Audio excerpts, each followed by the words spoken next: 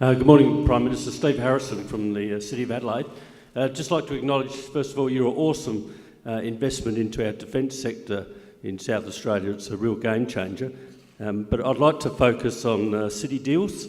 We've got one that we think's pretty out there and would change Adelaide for the next 50 years. But I'm interested in what your thoughts are this year about what you expect to see in a city deal and what would win your signature on a city deal. Well, the whole idea of a city deal, and it is an innovation, and it involves the Commonwealth not being a dumb ATM. I saw the Treasurer of Victoria's quoted in the newspaper today complaining about that. Of course, from his point of view, I guess it would be better if the Commonwealth just continued doling out billions of dollars and didn't ask how it was spent or want to have any influence in it. But I think the reality is we have to make government dollars go further. That's the bottom line. And we will do that better if we collaborate. And so a city deal involves the federal government, state government, local government, and indeed local stakeholders. It might be a university, as in with the city deal in Launceston.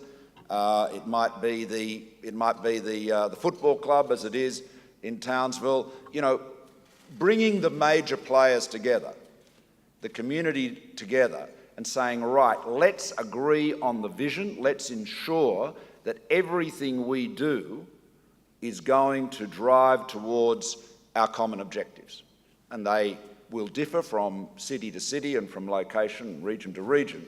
But of course, key parts of it will be affordable housing, economic development, jobs, improving urban amenity and so forth. It is vitally important to have that coordination. You're seeing that already in a number of places. I've mentioned Launceston and Townsville, and obviously a very large city deal is that relating to Western Sydney, where of course we are, as the federal government, are going to build the Western Sydney Airport. Again, an example of the government, the federal government, operating as an investor, taking a clear-eyed, business-like approach which is designed to deliver the infrastructure, the outcomes, the sinews of economic growth that you need to succeed. So in terms of your city, you're right about the defence industry investment is absolutely without precedent in peacetime. It is the largest investment in our history, but it is, in addition to providing our defence forces with the capabilities they need, the object is to ensure that we have the sovereign defence industry that we should, given the size of our defence investment, because that will then pull along with it other businesses, other industries, advanced manufacturing in so many other areas. It is an absolute stimulant to economic development. So we are with our defence white paper and our defence industry plan, we are securing national security and economic security at the same time. Thank you. We have a question on table 13. Good morning, Prime Minister. Patience Harrington from the wonderful city of Wodonga in northeast Victoria.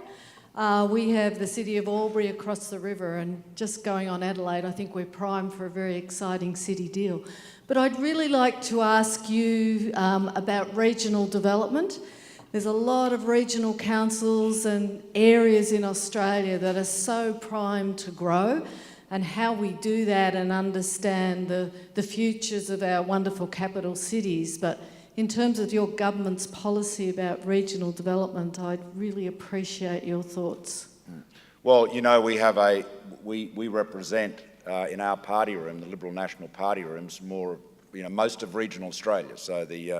So we have a very real connection to and commitment to regional Australia. Of course, you can generalise about regional Australia only up to a point, because you're talking about most of Australia, and you're talking about cities and communities as different as Wodonga and Toowoomba and Townsville that I just mentioned, and Launceston, and so many others.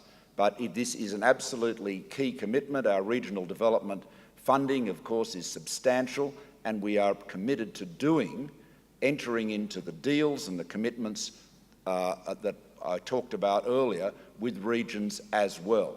The important thing is collaboration and cooperation. But of course, for regions to succeed, it needs great regional leadership. You have to have an understanding and a vision for what your city is going to do, what your community is going to do, and you've got to have that vision for the future, set that out, and then we will be your partners, as opposed to simply being a dispenser of cheques. In other words, we can add a lot more value by working together rather than just being reactive.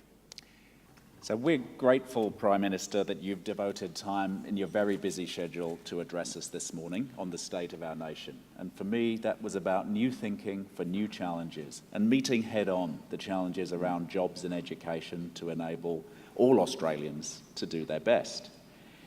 Like me, I suspect everybody here is now pondering what we can do, doing our best to help all Australians do their best and to meet these challenges.